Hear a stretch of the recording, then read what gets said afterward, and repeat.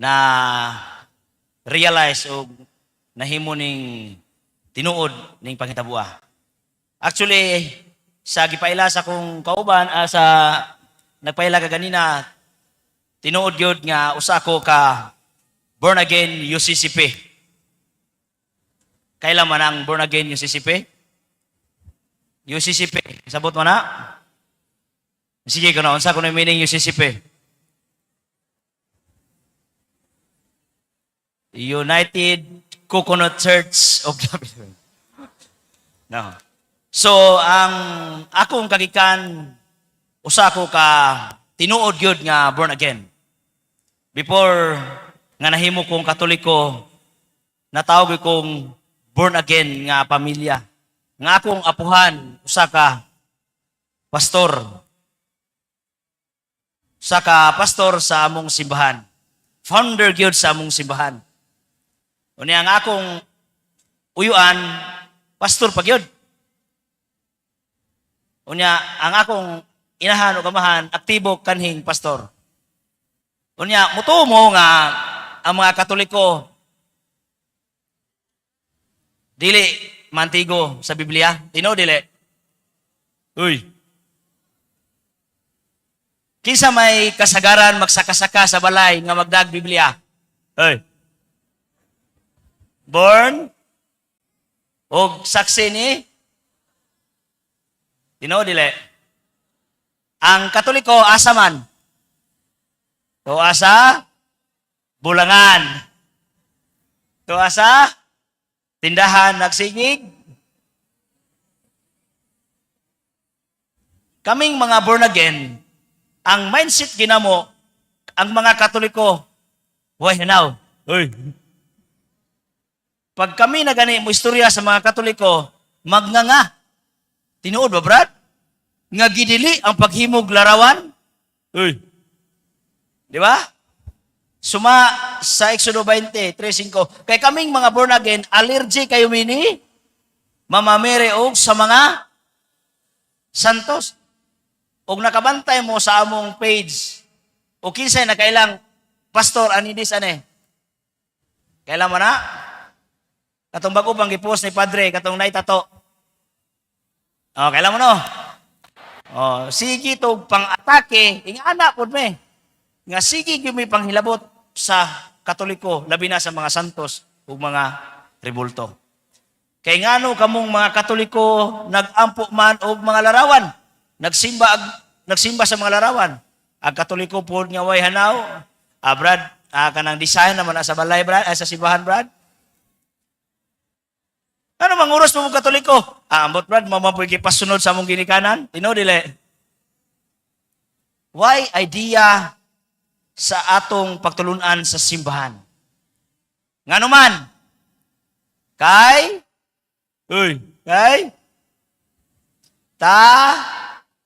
pulan mag doon. Nya kini ra bang mga Katoliko tanaw na makaidara na maghinahinay amigo sa mga santos. Tino dili. Maghinahinay nagdaog rosaryuhan. Hinahinay amigo sa mga santos. Magnubina na. Tino dili. No. Kumawasan na ang among experience nga amo na sa palibot. So, ngano man gyud nahimo kong Katoliko? There's only one reason why I became Catholic. Unsa man? Kay kining simbahana founded by Jesus Christ. Tino dili. Atong pagpakan ng Ginoo. Why laing simbahan nga gitukod sa Ginoo? San Mateo 16:18, you are Peter, upon this rock I will build my church.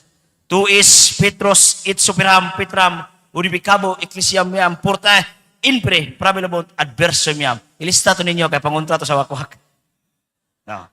Matod pa ni Kristo, ikaw Pedro ba to? Tukuron ko akong simbahan. Kanang bersikulo sa born again pa ko, wa gyud ko kabasa na. Kibaw mo unsay gitudlo sa among pastor? John 3:16. Uy. For God so loved the world that He gave His only begotten Son. Whoever believes in Him should not perish, but have everlasting life. Nakadugma na ron, di ba? Anad kay mi ana. Just imagine ha, 8 years old ko, grade 3 ko ana, daghan akong bersikulo sa Biblia nga nasag-o. Kana, ang akong pagtuo sa Ginoo utang kabubuton nako sa akong pagtuong born again. Na akong dakong pasalamat po sa akong ginikanan. Tungod kay akong ginikanan, aktibo po kayo. So ni ako karon nahimong Katoliko, dili lang kay Katoliko, na CFD. Tungod kay usa pod sa rason ng akong maginikanan. So nindot pod nga atong tuduan atong maginikanan. Unya balik ta. Kay sige mamigtuon pod Bible study every Friday. Wa gyud mi tudloi nga duna day simbahan nga gitukod sa atong Ginoo. Oy. Kamo na ibaw mo wala. Kanos aman mo na ibaw? Kay ang nakadungog man ang maingon mo nga, brad, dili man importante ang simbahan, dili importante ang relihiyon, kadungog maron. Mao na mindset, mao na among gitudlo sa among mga pastor, sa among leader. Bisan kinsa mo na gitudlo, ngano man aron madani mo. Di ba? Dili importante ang simbahan, brad. Pero wa sila kibaw nga kining simbahan na diha ang sakramento nga gihatag sa atong Ginoo. Nga wa sa ubang simbahan. Mao na hinungdan sa nakadungog ko sa mga wali sa CFD dito sa Plaza Rizal sa Tagbilaran. Why duha-duha nagtuon gyud ko sa simbahang Katoliko. Bisusultihan mo, bisan gamay, wa gyud ko magunahuna nga makatoliko ko. Bisan gamay, wa gyud ko ideya magtuon ko Katoliko. Pero sa dihang nakadungog ko nga dunay simbahan nga gitukod si Kristo. Ngay ngano man, sa dihang nangutana ko kung kinsay founder sa among simbahan sa UCCP, yung sa gitubag sa kong lulo, si Martin Luther. Hoy, kinsay na UCCP yan eh. Kinsa na si Martin Luther? Si Anhing Martin Luther. Kailan man na? Maunay founder sa Protestant Denomination Church. Usa ka pare ning balhin. Nagtukod og kaugalingong simbahan. Maunay founder sa among simbahan. Unya sa dihang gipabasa ko sa mga libro sa Katoliko nga ang simbahan dahil ni Kristo, ang Katoliko tinukod ni Kristo. 2014, Bishop Medrosoy, nagpakumpirma ko, ning balhin di ko sa pagkakatoliko. Tungod, kaway lang simbahan ito sino. Mao na igsoon, nga hantod karon pila na katuig, nahimo kong Katoliko. Why doduha? Falsus in unum, falsus in omnibus. False in one thing, false in everything. Kung kining simbahan na sayo pa, unta sa sinugdan sayo. Pero dunay gitawag og infallible church. Unsa man infallible church? Pagkadili masayop sa simbahan. Mao na ang gihawidan sa simbahang Katoliko. Mao na akong rason ning balhin ko sa among simbahan, sa simbahang Katoliko. Ikaduha, the Blessed Mother.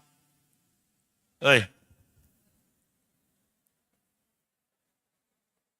Kaming mga born again, allergic kayo may mamamire. You know, dili? Itsahe ko ng rosaryuhan ng mga born again. Di ba magkisi-kisi, lupig pa na poses. Itsahe. You know, dili? Kay kaming mga born again, Jesus alone. Direct to God. You know, dili? Mao na nga sa among pag-ampo, sige, regid me, Jesus, Jesus. Pero tanawa mga Katoliko, kitang mga Katoliko, doon na pa'y pista, magrosaryo pa, mag-unsa pa diha. Galisod-lisod mong Katoliko, o direct to God regid. Pero sa dihang, nagtuon ko sa simbahang Katoliko, tinuod nagtuon ko sa simbahang Katoliko. Unsa kadakong papel ang unang babay tungod sa sala. Tibuok kalibutan, tibuok tao, nakabinipisyo ka ng gitawag original sin. Uy. Di ba maron? Kinsang bayhana mo to? So ang among simbahan, wa na mo pakadaki ang papel sa inahan sa Dios, inahan ni Kristo. Daw di ay ang simbahang Katoliko, grabe ilang debosyon ni Mama Mary, tungod di ay kay ang papel ni Santa Maria, gilabwan pod ang papel sa unang babay nga mao'y hinungdan sa pagpakasala. Ang ikaduhang babay, mao'y nagdala sa grasya, kay ang unang babay, mao'y hinungdan sa pagpakasa. Mao na nga ang ikaduhang babay, kinahanglan mulabaw pa sa unang babay.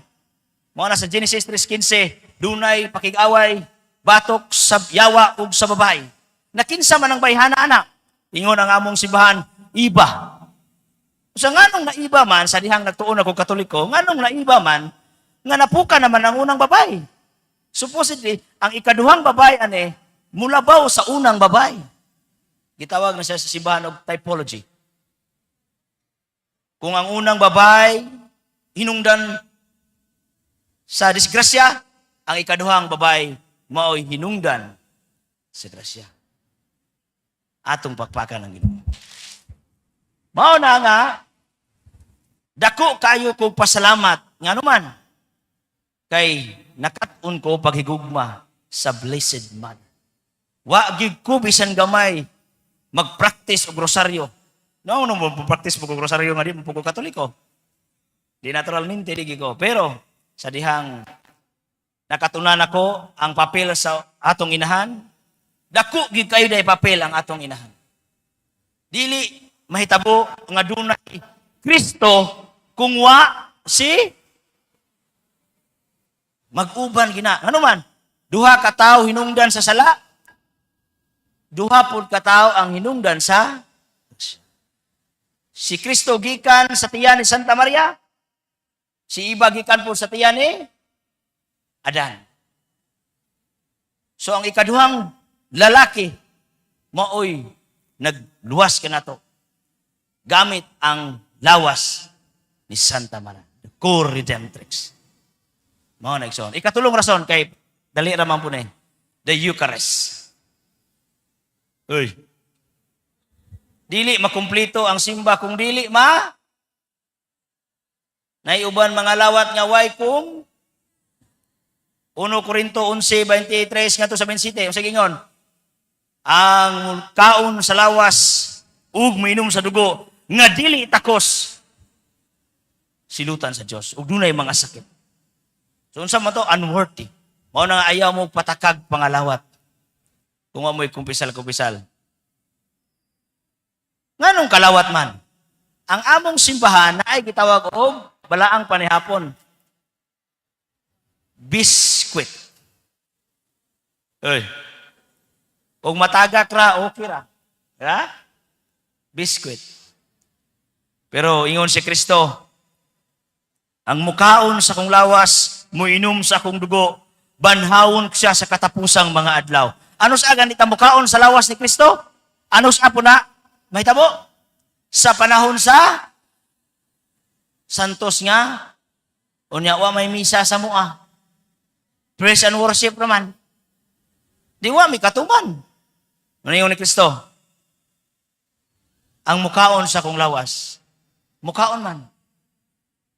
So kinahanglan ko nga mukaon ko ng lawas ni Kristo.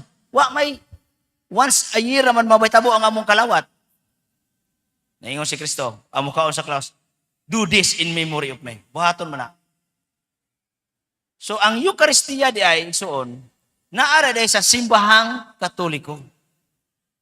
Wa gina ihatag sa laing simbahan. Mao na nga kamo karon daan pila mo kalibog tao karon ayaw gyud mo kahawa sa inyong simbahan Katoliko. Kung gusto mo maluwas, oy.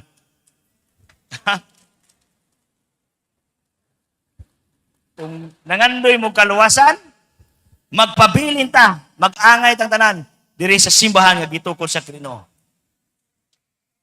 Mao na igsoon. Mao nga ni ata karon tungod kay nasayod ta nga ang atong gituhuan dili fake church. Sinan ka ha? Pila ka simbahan karon ni exist? Almost 52,000 na. Kinahanglan doon na usa ka simbahan na nga tinuod. Mutuo maron dili. Ngano man, sa San Mateo 16:18, mingon si Kristo, "You are Peter, upon this rock I will build my church." Singular o plural? O, di ba? Wa di sa mingon nga many churches. Usa ra gyud sa simbahan. Unya ang simbahan ini iyang gipialan si nakinsa may unang Santo Papa sa simbahang Katoliko nga naa sa Roma karon. Unsang simbahan na karon na sa Roma? Iglesia ni Cristo? Born again? Romano Mao na igsoon nga why laing simbahan makabalik atras sa unang mga Kristiyanos, labi na sa mga apostoles, why laing simbahan na gawas sa simbahang Katoliko. Mao na igsoon. Mao na nga hugot ko karon nagpabiling Katoliko. Ang akong pamilya sa pito na ko kaigsoon, ako ray Katoliko. Ang akong mama o papa nagpabilin gyapon sila born again. Pero why debate nga mahitabo? Tungod kay ang akong gipakita lihok buhat. Kay kung magsigi magdebate, why gugma ang mo resulta pagdumot. Mao na kanang inyong mga igsoon usa diha parente nga mibiya sa simbahang Katoliko, pakitaig maayong buhat ug iampo. Daghang salamat kayo ug maayong gabi kanaton tanan.